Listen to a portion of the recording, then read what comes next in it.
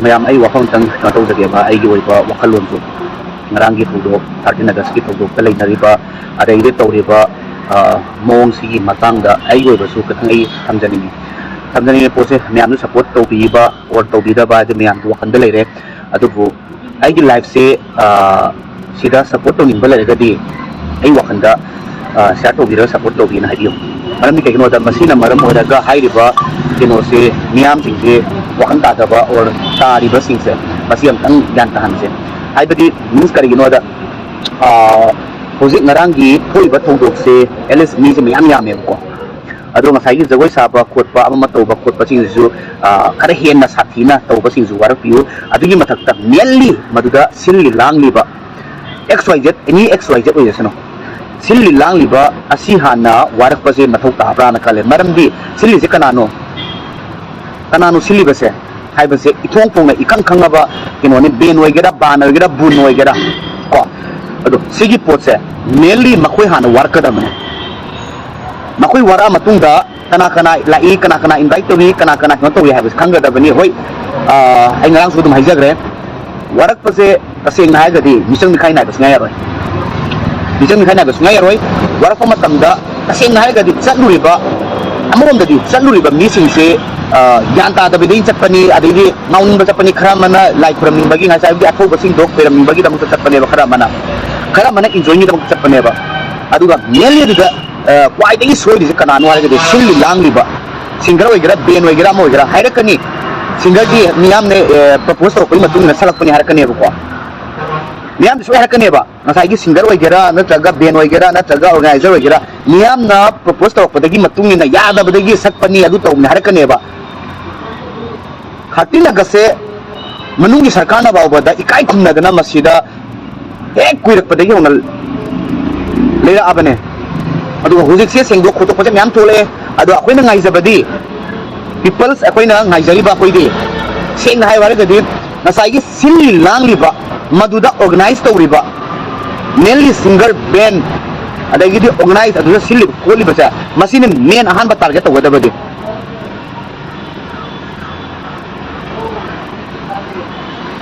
mainly adu hana Warkpiyu government na su madu chauba keno ne khawbiu maram di 13 laga sai base government na babu da challaga CM babu na challaga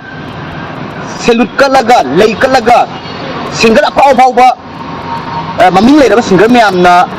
si isai saktana koi gi isai je kari no da sai tha bagi adu ata saktana kotana yamna fazaba muongda inlen na saga kono phane adagi di phi ango ba setna indana ikai kumnari ne ba singer apau me amsina aduga ngarang na pe lauri ba na khoi na thulaga sida siran turan taudana siran turan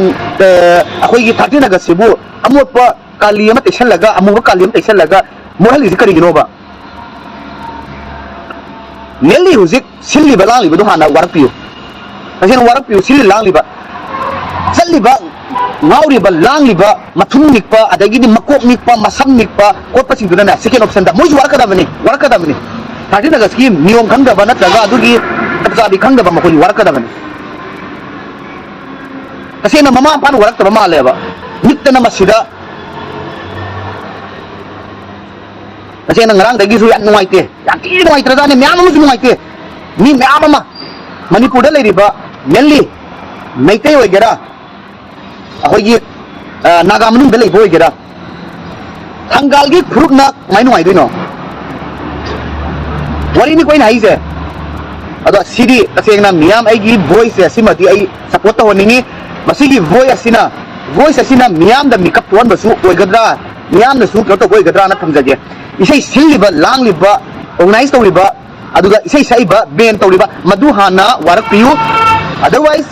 makoi gi business haiba zu leibani na makoi gi lifeline haiba mu leina punsi gi thingba thingda ba haiba dunna madu gi meter makha pole adu ai gi wakhali thingda roi adubu masida haugi ba akoi gi puwari da le haurada ba masigi posidi yakina phajade ba antina phajade adu matakta kumala pakta simban zu haire aduga sport player natraga director natraga atopa courses mayam amasu ikaiba ibaga chama nei asi ba udai sport kira director na adu pate ki phajana sanaroi singi coaches singi mayam gi sanabagi da makta khoi director na kanna hona dana khotana tawri aduga kaisu leitaba si isai duna loi morhal leba please masidi ai nyam support pa mi voice katang voice thang tok tabe yaroi nyam voice thang doksi aduga amana sina humble request ni masina nyam da request tawjabani hauzik ngarangi isai duna maram oiraga handana chongdana langdana phaidana thumnikdana adagidi masa nomdana khotana akoigi jungle da leba yongna zoo da leba yongna tawba adugumba tawriba miduda isai haibadi leibak ningba isai karem nabudi karem nari ni khangi tasena ko karem nari budi karem nari ni khangi tabu maduda video duda isai do act tawsalaga thadok paje please masidang su tokpiyo maram ni kegino da maduduna henna phattaba message amu oigane ba tungi mironda haibidi adongi video do voice tune adai isai dune dance tune adu punjala kanda tungi mirol da adugi video dum le horane ba adu tagati maite ku ais maito iko adu tore ko adum mamire dum le horane ba please maram aduna isini now sing penda badagi video duda isai budi happy bani ai yaningi tabu maduna maram moraga ai koi isai duna akoi gi samna bada थोलकलो अदाइदी इसे ma'am हापेबा हापिबा पोसुदा ngasai tunggi naharo nan tawraga adaidi mathun nikana makok nikana tawri posuda adu isai do hapsalagina ngasai gi tunggi miron dadi simai tawi habada aramba message kanana yengnaba singna dum tawgineba please maram aduna yaima makai amana bu soiriga soriba missing do wara hanji voice thangdoksi aduga aduna taba aikoina amu aramba message amma tungi miron da pinaba inori tawgumsi haba sai message pizari adu ai miam du request tawjari masima soidana miam na yaragadi voice hapsalaga ngasai gi isai hapsalaga moigi jagoi sabagi dance tawbagi isai sakpagi aduda keno do maitai gi leibak ningbagi isai amata etawbigano please maduna adom thagalaiba nakoi ju sengdok pasu yai masi thoktanaba sinbiyu manungi sarkar mathau phajana tawri mapani sarkar mathau phajana tawri habase kaubiganu adu tawning bata tawri aduna su tawbiganu right angang singdudi kumai oiraboi ningamni siliba buni soise Silibasu 100% soy aduga Jagoi sani na chatliba angang sahi sugera suye chatliba 13 August haiba posigi makoida ningtambagi damakta awaba British na ekoida sumat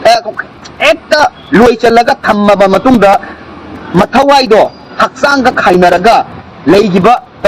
phasi tawraga hatkiba numit neba 13 August haiba posigi masi angang khangdaba myam yaureba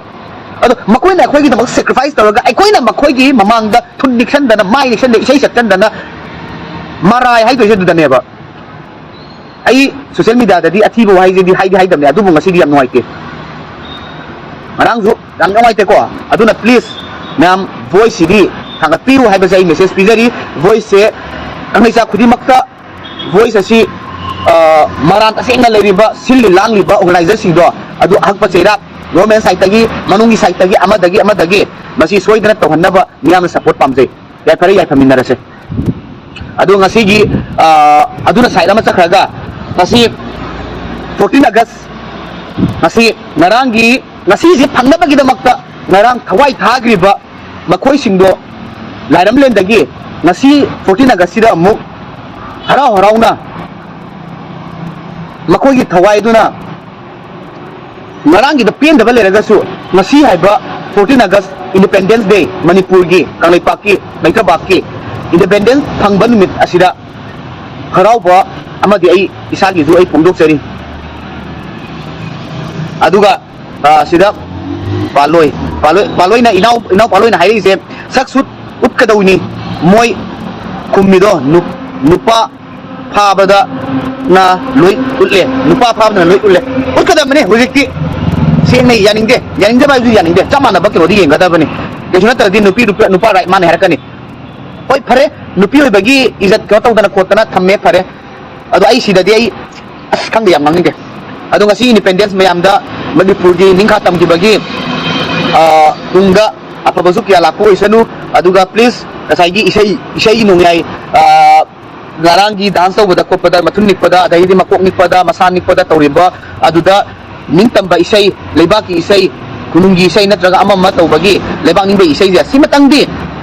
happy ganu haibase ai request tawjari humble request ni masi soina yabigani na thamjai miyam da su voice asi yohon bi haibase ai message pizari yai phari yai phaminga rase happy independence day